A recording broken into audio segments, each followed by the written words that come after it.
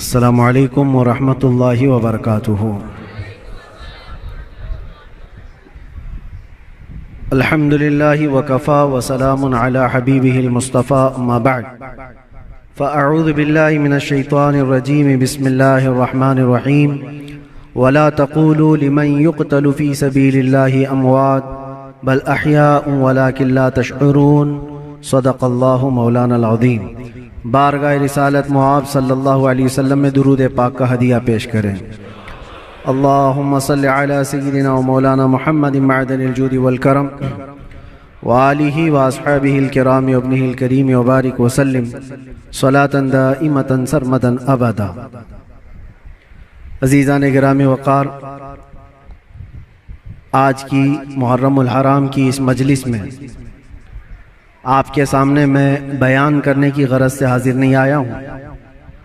आपके 10 रोज़ा जो मुहर्रम की मजालिस यहाँ पर चल रहे हैं, मामूल के मुताबिक चलते रहेंगे और उससे आप नसीहत हासिल करते रहेंगे।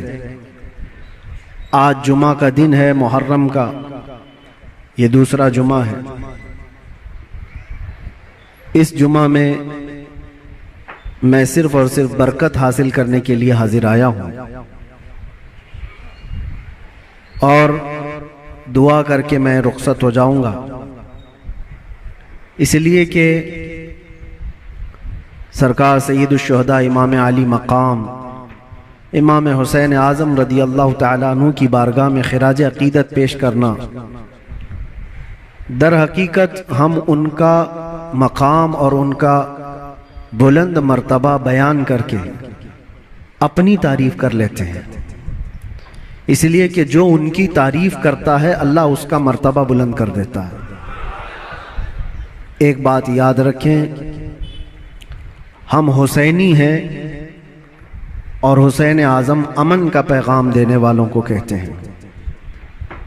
सैयदुल शुहदा इमाम आली मकाम इमाम हुसैन रदी अल्लाह ताला अन्हु जुल्म के खिलाफ ही तो खड़े थे और उन्होंने अपनी पूरी जिंदगी में ये साबित कर दिखाया है, मौत और हयात सिर्फ इस दुनिया से मर जाने और कट जाने का नाम नहीं है। जो रसूल पाक सल्लल्लाहु अलैहि वसल्लम की मोहब्बत में मर जाता है, अल्लाह उसे हमेशा जिंदा रखता है। आज सिर्फ 2 चंद नसीहतें आपके सामने रखता हूं कि बहुत सारे लोग इमाम हुसैन का गम मनाते हैं कि उनकी शहादत हो गई, करबला में उनके बच्चे शहीद हो गए और उनका पूरा खानदान जिस आजमाइश में मुब्तला था, ये सब बयान करने के बाद रोते हैं, धोते हैं, सब कुछ है। गम फितरी बात है, जो भी सुनेगा उसको गम होता है। लेकिन मैं ये पूछना चाहता हूं, अगर सही मानों में इमाम हुसैन का गम ही है आप, और सही मानों में उनसे मोहब्बत की वजह से गम करते हो, करबला के वाक़यात सुनने के बाद आंखों में आंसू आ जाते हैं, तो कभी अपने चेहरे पर नजर डाल करके भी देख लेना, क्या ये हुसैनी चेहरा है या नहीं है। गम हुसैन का तो है, चेहरा हुसैन का क्यों नहीं है। बड़ी बात है मेरे अजीजों, तुम्हारे कहने में और करने में फर्क नहीं होना चाहिए। जिस चीज की मोहब्बत का दावा कर रहे हो वह हुसैन आज़म रसूलुल्लाह की शरीयत और रसूलुल्लाह की सुन्नत बचाने के लिए अपने बच्चों का खून भी कुर्बान कर दिया, और आज हमारे बच्चे, हमारे नौजवान दिन भर न जाने कौन से ऐश में मुब्तला रहते हैं, नशा की जिंदगी, ताश के पत्तों में, शराब की बोतलों में। क्या ये जवानी आपको इसलिए दी गई है? हुसैन आज़म का जिक्र सुनने वाला कभी ऐसा नहीं कर सकता कि उसकी नशे से दोस्ती हो, कभी नहीं हो सकता। कभी याद करो कि 3 दिन के भूखे और प्यासे सब्र के उस पहाड़ को। एक बात मैं आपको बता दूं, हमारे बच्चे की उंगली में भी अगर चोट आ जाए ना तो बेकरारी बढ़ जाती है। मैंने देखा है, मेरा 1 साल का बेटा दरवाजे में उंगली उसकी फंस गई थी, उंगली कट गई थी, तो लेकर दौड़े डॉक्टर के पास। डॉक्टर जब सुई से टाके लगा रहा था, बच्चा चीख मार रहा था, चिल्ला रहा था। और सच बताऊं, मजबूत दिल होने के बावजूद भी हमारे पैर कांप रहे थे। बार बार ये दिल कर रहा था कि बच्चे को थाम लूं। डॉक्टर और नर्स हमें आने से मना कर रहे थे, आप दूर खड़े रहिए, इलाज कर रहे हैं। उंगली के टाके देखा नहीं जाते हमसे अपने बच्चे के। वो इमाम हुसैन 6 महीने के बच्चे को लेकर जब यजीदियों के सामने आए, सिर्फ पानी के एक कतरे के लिए, और उन यजीदियों ने दूर से तीर चलाकर इमाम हुसैन के बच्चे को शहीद कर दिया। गले में तीर चला और खून का फव्वारा निकलकर इमाम हुसैन के चेहरे पर लगा। जानते हो मेरे अजीजों, अपने हाथों में उस बच्चे को लेकर क्या उन्होंने रोना धोना किया? नहीं, अल्लाह की बारगाह में पेश किया और अर्ज किया कि मौला मेरी ये छोटी कुर्बानी भी कबूल फरमा ले। क्या इतना जिगर है किसी के पास? एक तरफ भांजों के भतीजों की लाशों को देखना, अपने भाई की, सगे भाई की लाश देखना, बहुत सब्र किया, लेकिन कभी आप सोचते हैं ये सारा सब्र किसके लिए था? इसलिए था कि हुजूर की शरीयत हम तक पहुंच जाए, आने वाली नस्लें सीधे रास्ते पर चल सकें, इसलिए इतनी बड़ी कुर्बानी थी। और अगर आज हमारा नौजवान सीरत हुसैन पर नहीं चल सकता तो फिर वो गम हुसैन मनाने का अहल भी नहीं है, वो करबला सुनने का अहल भी नहीं है। करबला के वाकयात सुनने वाला नौजवान वो सच्ची तौबा करके सच्चे रास्ते पर चलने का अज़म करे तो ही हकीकी मानों में वो हुसैनी कहलाता है। और आपको पता है हुसैन आजम के साथ कौन था करबला में? सिर्फ उनका खानदान। 82 लोग, 82 लोग गए थे, जिसमें से तो 72 के करीब शहीद हो गए। औरतें बची थी, आपकी बहन और आपकी बीवी, आपकी बेटी। या औरतें जब कैदी बन करके जा रही थी, लोग उल्टा सीधा बयान करते होंगे, लेकिन सही मानों में रिवायत यह है कि उन अहले बैत की खवातीन को उस हालत में भी पर्दे में देखा गया है। अहले बैत की कोई औरतें बेहिजाब नहीं थी, वो अपने पर्दे की पाबंदी कर रही थी, जैसे चाहे वैसे। आपको एक बात बताता हूं, जब इमाम हुसैन का सर लेकर के दिमश्क में पहुंचे, दिमश्क में जब पहुंचे तो पूरे लोग सर इमाम हुसैन को देखने के लिए भीड़ लगाए हुए थे। तो उस वक्त हजरत बीबी सकीना जो 9 साल की थी, इमाम हुसैन की बेटी, वो भी चल रही थी। एक सहाबी वहां दिमश्क में रहते थे हुजूर के, उनकी उम्र ज्यादा थी, 80 साल के करीब के थे। उन्होंने पहचान लिया इमाम हुसैन की बेटी को देख करके। वो करीब आए, कहा बेटा अफसोस है कि रसूलुल्लाह के इस नवासे को शहीद कर दिया गया, हम कुछ नहीं कर सके।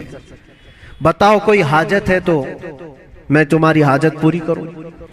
ऐसे वक्त में एक घर, जिसके घर से सब कुछ लुट गया हो, खाने पीने को भी ना हो और कैदी बनाकर ले जाया जा रहा हो, उस वक्त नन्ही सी बच्ची ने क्या कहा जानते हैं आप?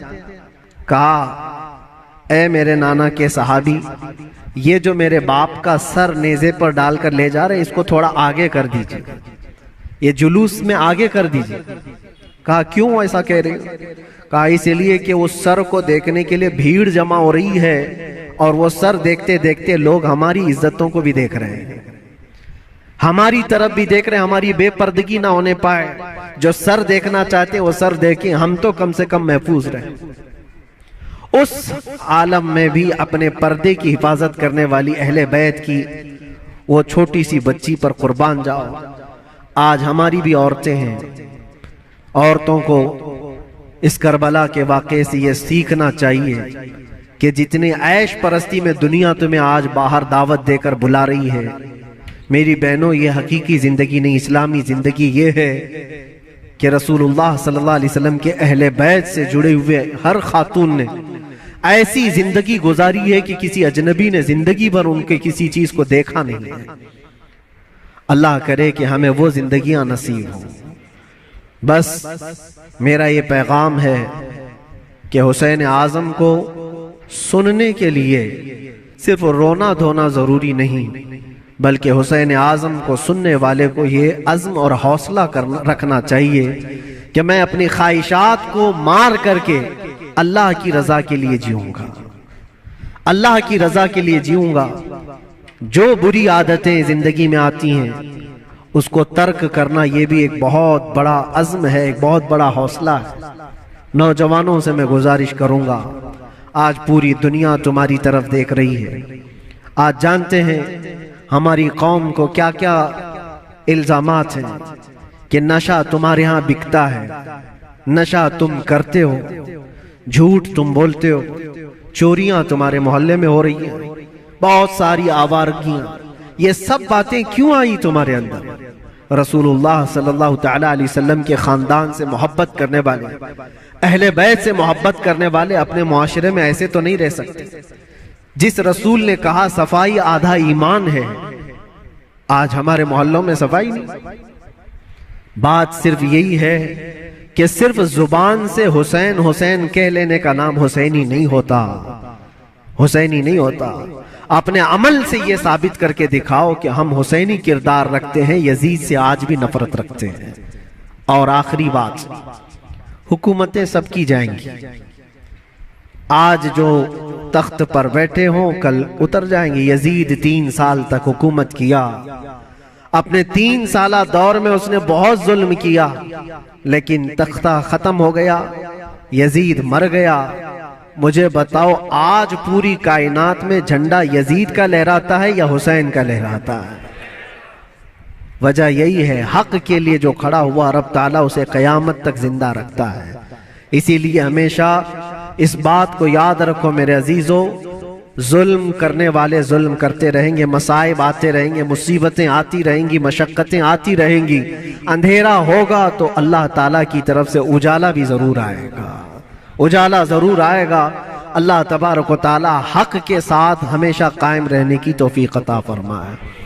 बस मैं आज इतनी नसीहत पर अपनी गुफ्तगू ख़त्म करता हूँ और दुआ के लिए मैं हाजिर आया था। दुआ करता हूँ, मेरा एक छोटा सा ये मैसेज था, इसलिए कि मैं एक चीज़ आपको ये भी बता दूँ कि मैं आपकी इसी जामा मस्जिद का इमाम भी रह चुका हूँ अल्हम्दुलिल्लाह। हमारे बच्चे यहाँ पर हैं, हमारे बरसों से सुनने वाले सामाईन यहाँ पर मौजूद हैं। हो सकता है कुछ लोगों के लिए नया होगा, लेकिन चूंकि 15 साल गुजर गए तो 15 साल में बहुत सारे मामलात भी गुजर जाते हैं। कुछ लोगों ने हमारी इमेज को, हमारी छवि को बहुत बिगाड़ करके पेश किया गया है। ये आएंगे तो हलचल मच जाएगी, ऐसा होगा वैसा होगा, भड़काऊ होगा। मेरे अजीजों, एक बात याद रखो, जो हुसैन आजम से ताल्लुक रखता है वो कभी भी आतंक से ताल्लुक नहीं रख सकता, उसका कोई ताल्लुक नहीं होगा।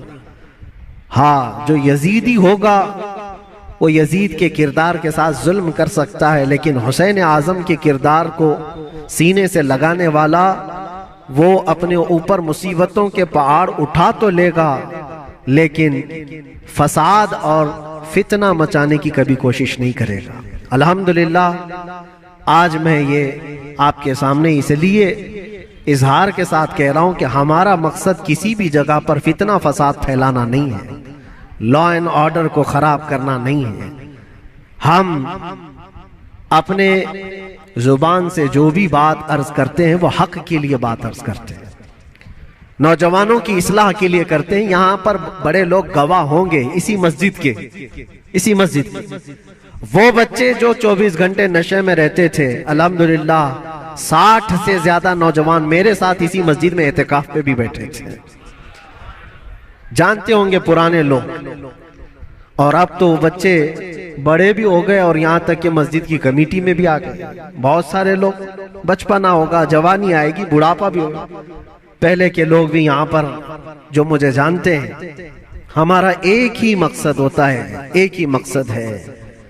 वो मकसद क्या है कि मोहम्मद से वफा तूने तो हम तेरे हैं, ये जहां चीज है क्या, लौह कलम तेरे हैं। बिगड़े हुए रास्ते तुम्हें वहां से निकाल कर लाना, उस रास्ते पर तुम्हें कायम रखना जो रास्ता तुम्हें सीधे इस मस्जिद से लेकर मदीने तक पहुंचा देता हो, ताजदारे मदीना सल्लल्लाहु अलैहि वसल्लम के कदमों तक पहुंचाता हो, उस रास्ते पर तुम्हें लाकर खड़ा करना, बस ये हमारा मकसद है। बाकी किसी को जोश दिलाना, किसी को उकसाना, किसी को फितना और फसाद में लाना कभी हमने पहले ना किया था और ना ही करना है। हाँ, अगर किसी को ऐसा लगता हो तो ये उनकी खाम ख्याली है। बस हम तो ये कहेंगे, या रसूल अल्लाह, तेरे गुलामों का नक्शे कदम है राह खुदा, वो क्या बहक सके जो ये सिर चुराग लेके चले, वो क्या बहक सके जो ये सुराग लेके चले। बस आखिरी मैसेज यही है कि मोहम्मद से वफा तूने तो हम तेरे हैं, ये जहां चीज है क्या लौह कलम तेरे हैं, जिंदगी तुम्हारी अपनी नहीं है, ये अल्लाह के रसूल के लिए दी हुई जिंदगी है। मेरे मुर्शिद गिरामी हुजूर ताजुश शरिया बदरुत तरीका रहमतुल्लाह तआला अलैह ये कह करके गए, जिंदगी ये नहीं किसी की किसी के लिए, जिंदगी है नबी की नबी के लिए, ना समझ मरते हैं जिंदगी के लिए, जीना मरना है सब कुछ नबी के लिए। लब्बैक या रसूल अल्लाह, लब्बैक या रसूल अल्लाह, लब्बैक या रसूल अल्लाह। व आखिर दावाना अल्हम्दुलिल्लाहि रब्बिल आलमीन। फिर किसी मौके पर इंशाअल्लाहुल अजीज आपके यहाँ हाजिर आएंगे, जो भी मामलात होंगे सबको क्लियर करके इंशाअल्लाहुल अजीज आपके सामने बयान करेंगे। अस्सलामु अलैकुम व रहमतुल्लाहि व बरकातहू।